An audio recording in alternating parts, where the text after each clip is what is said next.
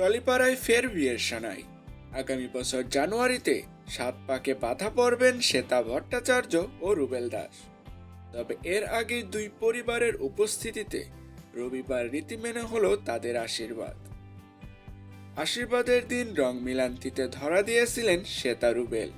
তারা সেজে উঠেছিলেন নীল রঙের পোশাকে। নায়িকার পরনে ছিল সোনালী রঙের বুটি দেওয়া নীল সিল্কের শাড়ি। পাড়ের সঙ্গে মিলিয়ে গোলাপি রঙের ব্লাউজ পরেছিলেন তিনি। সঙ্গে সোনার গয়নায় সেজে উঠেছিলেন অভিনেত্রী। তার সঙ্গে রং মিলিয়েই হবু বর রুবেল পরেছিলেন পাঞ্জাবি, সঙ্গে সাদা পায়জামা। দুই বাড়ির সমস্ত আত্মীয়দের উপস্থিতিতে এদিনের অনুষ্ঠান হয়েছিল। আশীর্বাদের জায়গা সাজানো হয়েছিল ফুল দিয়ে। তাদের আশীর্বাদের ভিডিও ইনস্টাগ্রামে শেয়ার করেছেন অভিনেত্রী। ভিডিওটি পোস্ট করে তিনি লেখেন, পরিবারের আশীর্বাদ নিয়ে শুরু হলো নতুন জীবনের প্রথম পদক্ষেপ। আশীর্বাদের ভিডিও দেখে তাদের অনুরাগীরা শুভেচ্ছা বার্তায় যুগলকে ভরিয়ে দিয়েছে।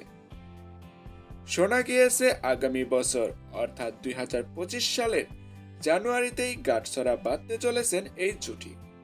শ্বেতা এবং রুবেলের ফ্যানেদের পক্ষ থেকে জানা গিয়েছে 19 জানুয়ারি নাকি তারা 7 পাকে বাধা পড়বে। তো ভিউয়ার্স, বাংলা বিনোদন জগতের সকল আপডেট পেতে হলে চ্যানেলটি সাবস্ক্রাইব করে পাশে থাকুন। ভিডিওটি ভালো লাগলে অবশ্যই একটি লাইক, শেয়ার, কমেন্ট করবেন। ধন্যবাদ।